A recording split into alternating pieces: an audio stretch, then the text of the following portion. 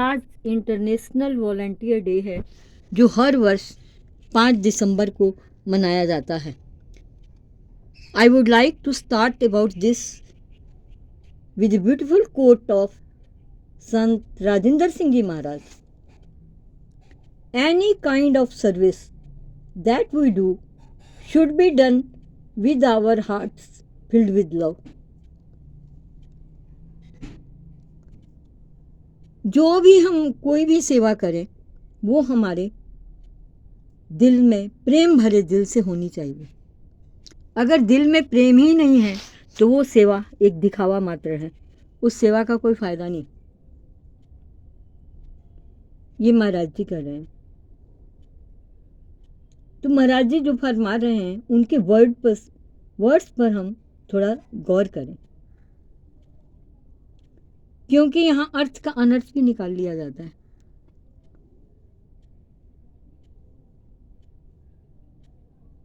Any kind of service, किसी भी प्रकार की सेवा, ये नहीं कि इस सेवा में करना है, इस सेवा में करना है, किसी भी प्रकार की सेवा। अब वॉलंटियर का अर्थ का अनर्थ निकलता है, तो वॉलंटियर का अर्थ पहले हम समझें कि वॉलंटियर का अर्थ क्या है। वॉलंटियर का अर्थ होता है संयम सेवक, मतलब जो अपनी इच्छा से, जो अपनी मर्जी से सेवा देता है। अपनी मर्जी का मतलब है कि वो अपनी इच्छा से सेवा, दिल से सेवा करता है और इसके बदले वो कोई पैसा या कोई इसके बदले में कोई चीज़ नहीं चाहता है। और ये सेवा वो किसी भी डिपार्टमेंट में कर सकता है। ये नहीं कि जहाँ मर्जी आई जो घुस गया वहाँ पे उसने कर दी कि मैं तो वॉलंटियर हूँ जी। ऐसे वॉलंटियर की सेवा नहीं होती। हाँ, कोई जगह ऐसी भी होती है जहाँ ओपन सर्विस होती है, वहाँ हम वॉलंटियरली कुछ कर सकते हैं सेवा।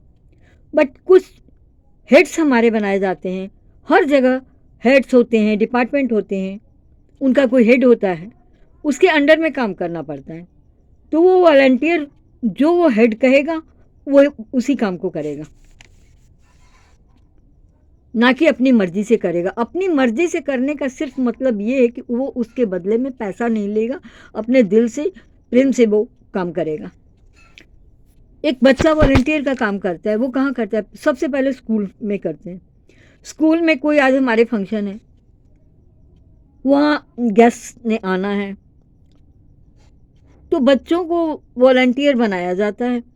अब कोई बच्चा किसी गेस्ट को कोई पहले स्वागत करने में लगता है, कोई किसी को बीच बीच में पानी वगैरह पूछता है कि उन्हें पानी तो नहीं चाहिए।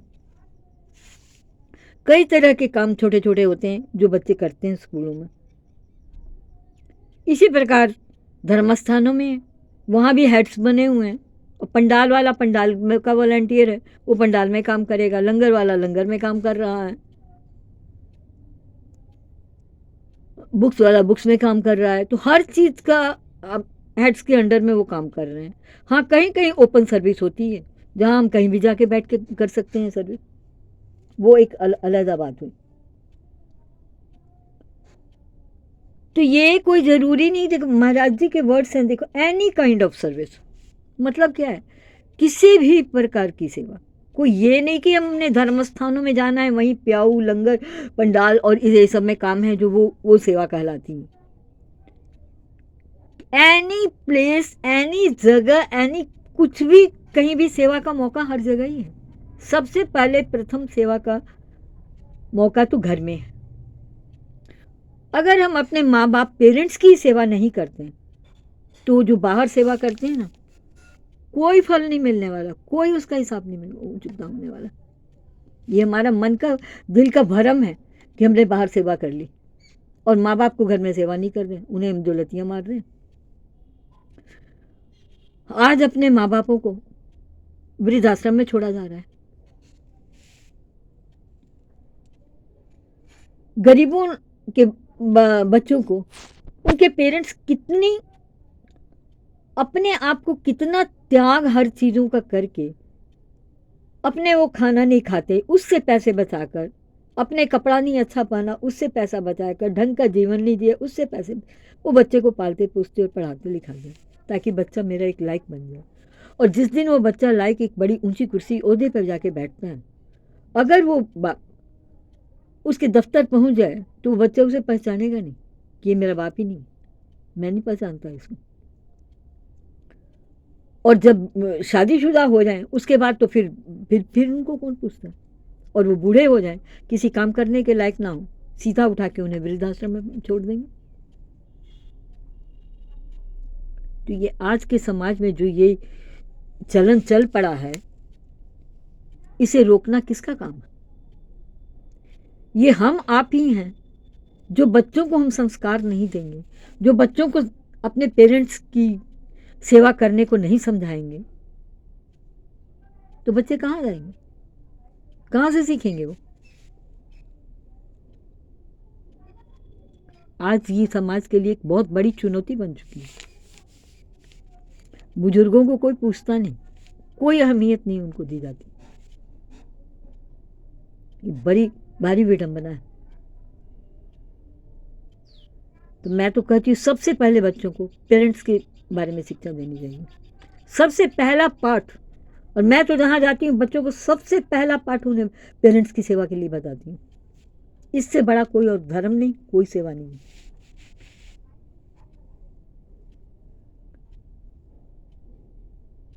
जब हम अपने जन्मदाता की इज्जत नहीं कर सकते, उनकी मर्यादा नहीं रख सकते, उन्हें मान नहीं दे सकते, तो हमने क्या किया?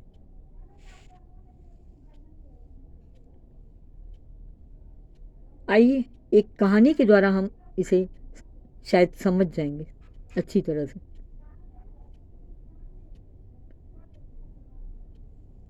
एक गरीब माँ बाप का बच्चा सरकारी स्कूल में पढ़ने को जाता है।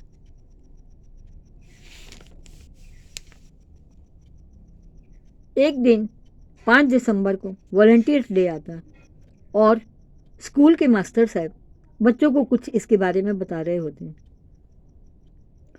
और मास्टर साहब ने क्लास में वैसे ही बोल दिया कि मैं बच्चों आपको अगर 700 रुपये देता हूँ तो आप उस पैसे को क्या करोगे यार?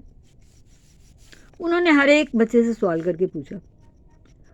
हर बच्चे ने इसका जवाब अपने अपने ढंग से दिया। किसी ने कहा मैं 700 रुपये मिल जाएंगे तो दोस्तों के साथ जाके वहाँ पे मौज मस्ती करूँगा। किसी ने कहा मैं वहाँ जाके चॉकलेट आइसक्रीम वगैरह खाऊंगा। किसी ने कुछ, किसी ने कुछ।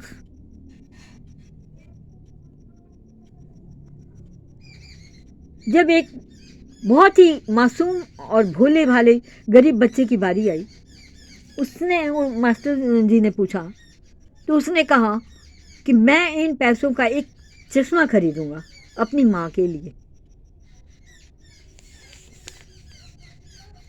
मास्टर साहब ने कहा बेटा सब लोग बच्चों ने क्या जवाब दिया है, वो मौज मस्तियाँ करेंगे, आज सैर सपाटे करेंगे इससे, और आप क्यों नहीं करोगे? आप चश्मा क्यों खरीदोगे? चश्मा तो आपके पिताजी भी लेके दे सकते हैं आपकी माँ को, आप क्यों लेके दोगे? बच्चे ने जवाब दिया मास्टर साहब मेरी माँ की नज़र कमज़ोर हो चुकी है, वो कपड़े सीती है और उससे सुई में धागा नहीं डल पाता, तो मैं इसलिए चश्मा खरीदूंगा ताकि मेरी माँ आसानी से सुई में धागा डालकर कपड़ों की सिलाई कर सके। और मेरे पिताजी को गुजरे कई साल हो चुके हैं, मेरी माँ ही मेरा एक सहारा है और वो दूसरों के कपड़े सिलाई करके मुझे पाल पोस के पढ़ा रही है। मास्टर साहब उस बच्चे से बहुत खुश हुए। उन्होंने कहा बेटे तुम्हें 700 रुपये ही नहीं, 700 के अलावा उन्होंने 200 रुपये उसे और दिए। उन्होंने कहा ये बहुत नेक काम है, तुम अपनी माँ की इतनी मदद करने के लिए सोच रहे हो, जाओ 200 तुम्हें मैं और देता हूँ, तुम इससे कुछ खा पी लेना।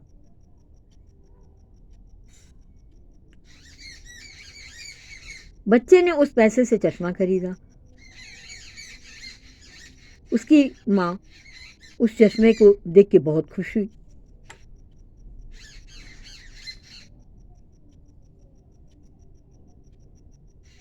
और वो बच्चा इसी तरह स्कूल की पढ़ाई पहले उसने ख़त्म की, उसके बाद उसने कॉलेज की पढ़ाई ख़त्म की। धीरे धीरे वो पढ़ाई में बहुत तेज था और वो उसने जो मास्टर साहब ने और पैसे दिए थे और जो बचे थे उससे उसने किताबें खरीद ली थी, ना कि कुछ खाया पिया। और वो बहुत मेहनत करके पढ़ाई करने लगा था। और एक दिन पढ़ते पढ़ते वो नौकरी में भी आ गया और उसी शहर का वो कलेक्टर बन गया। काफ़ी वर्ष बीत चुके थे। जब वो कलेक्टर बना उसे खुशी का ठिकाना ना रहा। उसने कहा ये मास्टर साहब के 200 रुपये की उन किताबों की पढ़ाई की वजह से ही आज मैं इस स्थान पे पहुंचा हूँ। उसने कहा मास्टर जी को ज़रूर चल के मैं पहले धन्यवाद दूंगा। उसने गाड़ी उठाई और स्कूल में गया। वहाँ जाके उस मास्टर साहब के बारे में पता लगाया। उन्होंने कहा मास्टर साहब तो कब के यहाँ से जा चुके हैं, उनकी ट्रांसफ़र हो गई थी और वो कहीं और चले गए हैं। उसने खैर उन्होंने उसका वो दूसरा पता भी दे दिया।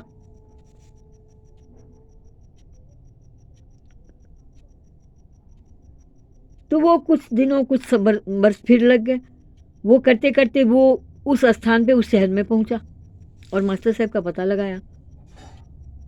पता तो उनके घर का लग गया, पर जब वो उनके घर गए थे उस समय वो रिटायर हो चुके थे।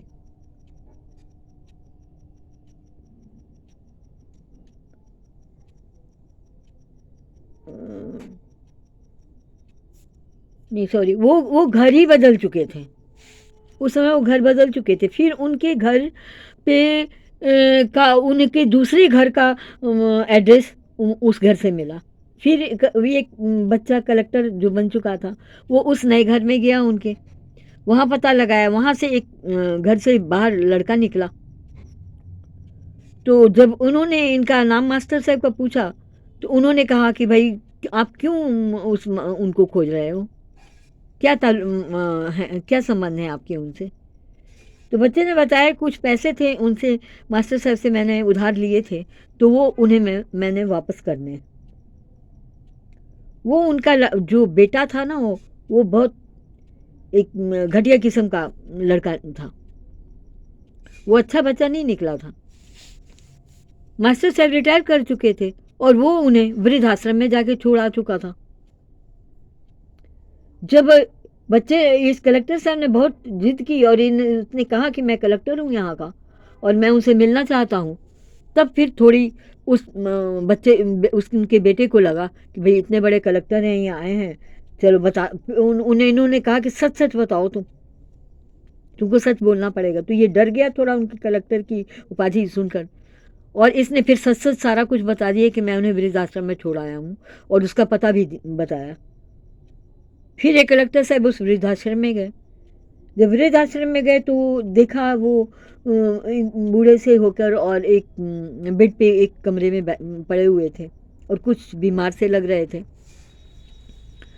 इन्होंने जाके उनके पैर छुए, प्रणाम किया और कुछ बातें की। उसके बाद मास्टर साहब ने पूछा भी तुम हो कौन, मैं तुम्हें नहीं, मुझे नहीं याद आ रहा, क्योंकि उनके उस समय कुछ याददाश्त भी थोड़ी घट गई थी। तो कलेक्टर साहब इस बच्चे ने कहा, सारा कुछ बताया कि आप, मेरा नाम अनमोल है और आप मास्टर साहब मुझे याद करो। आपने मुझे वो 700 रुपये दिए थे और 200 रुपये दिए थे जो मैंने अपनी माँ के लिए लिए थे चश्मा खरीदने के लिए। आप याद कीजिए इस बात को। धीरे धीरे मास्टर साहब को सारी बात याद आ गई। उसने उस बच्चे को गले लगाया कि आज तुम, और उसे कंग्रेचुलेसन दी कि तुम इतने बड़े पोस्ट पे आज हो गए हो। तो कलेक्टर साहब ने, उन बच्चे ने कहा कि ये सब मास्टर साहब आपके प्रताप से मैं हूँ, मुझे आपके पैसों से ही मैंने किताबें खरीदी और मैंने पढ़ाई शुरू की, मैंने मेहनत की, तो आपकी वजह से मैं आज इस स्थान पे पहुंचा हूँ। मैं आपके पैसे वापस करने आया था। उन्होंने कहा, अब तुम्हें इतने पैसे मेरे याद थे? अभी तक उन्हें बिल्कुल याद थे। फिर जब बच्चे ने उनकी कंडीशन देखी और फिर मास्टर साहब ने अपने बेटे के बारे में बताया कि उनका बेटा इकलौता बेटा है, एक ही बेटा है, और वो भी नालायक निकल गया है, और उसने देखो मेरी क्या हालत कर रखी है। तो इस बच्चे ने कहा कि आप अपना सामान बांधो और अभी मेरे साथ गाड़ी में चलो, मैं आपको अपने घर ले जाऊंगा। और वो मास्टर साहब को उठा के अपने घर ले आया।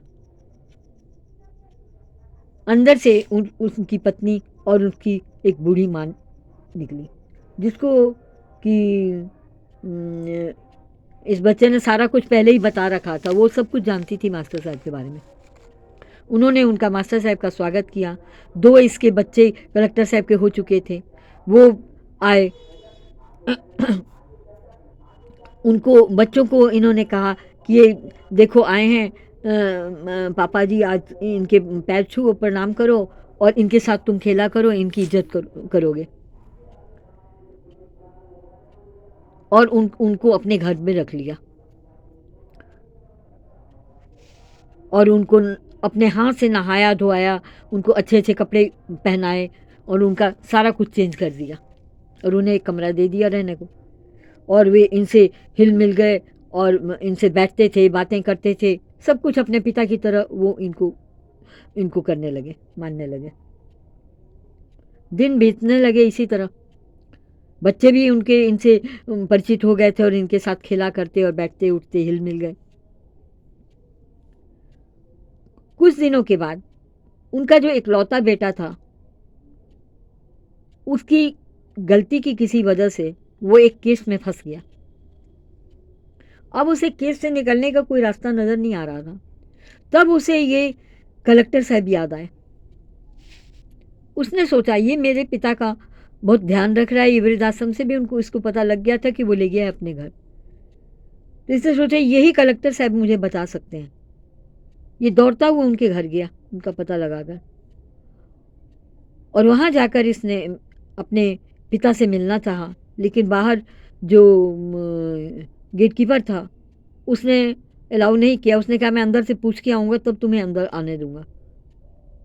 उसके पिता से वो बुझा के बोले कि तुम्हारा एक इकलौता बेटा है जो आया है तुमसे मिलने के लिए। उन्होंने कहा मेरा बेटा तो कब का मर चुका, जिस दिन उसने मुझे वृद्धाश्रम में छोड़ा था उसी दिन से मर चुका है। मेरा कोई बेटा नहीं, मैं नहीं किसी से भी मिलूंगा। उसने आके वही जवाब दिया, वो नहीं मिलना चाहता। तो इसने बड़ी जोर जोर से पुकारा पापा को, नहीं एक बार मेरी एक बात सुन लो, किसी तरह मेरी एक बात सुन लो, मैं बहुत परेशानी में फंसा हूँ। तो था तो बाप, उसका तो दिल था बेचारे का। वो किसी तरह बाहर निकला। उसने पूछा क्या बात है? तो बेटे ने बताया कि मैं इस तरह केस में फंस गया हूँ और तुम मेरी पैरवी कर दो कलेक्टर साहब से, वही मेरे को बचा सकते हैं। पिता ने कहा नहीं, मैं नहीं बताऊंगा। वो बैठा रहा। शाम को कलेक्टर साहब जब आए, उसने उनकी गाड़ी रोक के उनसे फरियाद की कि आप मेरे पिता को तो रखे बैठे हो, मैं उनका इकलौता बेटा हूँ, इस तरह केस में फंस गया हूँ, मेरी कर दो। कलेक्टर साहब ने कहा ये मैं नहीं कर सकता, तुमने जो कर्म किया है उसका फल तो तुम्हें भोगना पड़ेगा। ये बीज थे जो तूने बोए, अब उसका पेड़ बन चुका है, अब तो उसका फल काटोगे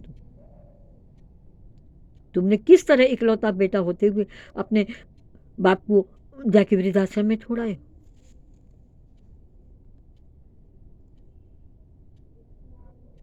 और उस मास्टर साहब ने जिसने मुझे किताबें दी थी, वो आज उन्हीं की पढ़ाई पढ़ के मैं इस स्थान पे पहुंचा हूं।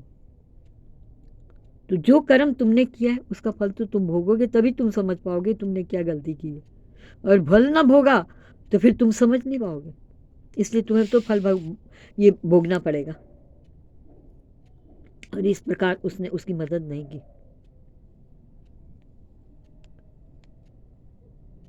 तो हमें इस कहानी से कितनी बड़ी समझ आती है, कितनी बड़ी शिक्षा मिलती है कि एक अनजान बच्चा, जिसे सिर्फ मास्टर साहब ने कुछ पैसे ही तो दिए थे, उस बच्चे ने कैसे उन्हें वृद्धाश्रम से आज़ादी दिलवाई, उन्हें घर लाकर अपने पिता की तरह उनको रखा, और एक अपना ही जन्म दिया हुआ इकलौता बेटा, उसने क्या किया। और आज समाज में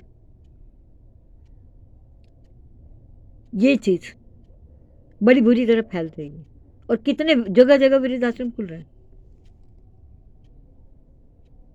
पहले आज तक किसी ने वृद्धाश्रम का नाम नहीं सुना होगा, और आज और कुछ दिनों के बाद पग पग पे वृद्धाश्रम मिलेंगे, जैसे डॉक्टरों के हॉस्पिटल खुले हुए। ये विडंबना बना दी गई। क्या ये सही है? हम इस चीज पे गौर करें, क्या ये चीजें सही हैं? तो इन्हें हटाएगा कौन? समाज से दूर कौन करेगा? कोई आवाज नहीं उठाएगा, कोई बोलेगा नहीं, कोई करनी नहीं करेगा। ये समाज से कैसे चीजें जाएंगी? तो हम बच्चों को तो बहुत कुछ सिखाते हैं, समझाते हैं, बाल सत्संग भी लगाए, सब कुछ किया, लेकिन अगर पेरेंट्स को वो अहमियत ना दे, या कोई ऐसी संगति में पड़ जाए जहां उसे उसे वही समझ आए कि पेरेंट्स क्या चीज़ है, ये तो कुछ भी नहीं है, तो हमारी कोशिश तो ये होनी चाहिए ना कि हम जहां तक हो सके उन्हें सबसे पहले अपने परिवार में सेवा करना सिखाएं, और परिवार के बाहर निकलकर ही वो कोई और सेवा कर सकेंगे।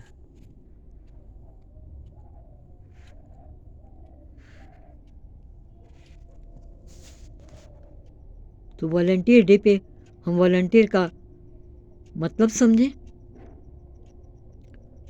और समाज की सेवा हम कैसे कर सकते हैं उस पर ध्यान दें, और कैसे इस चीज़ को आगे हम प्रमोट कर सकते हैं, बढ़ा सकते हैं, वो हमें समझना होगा।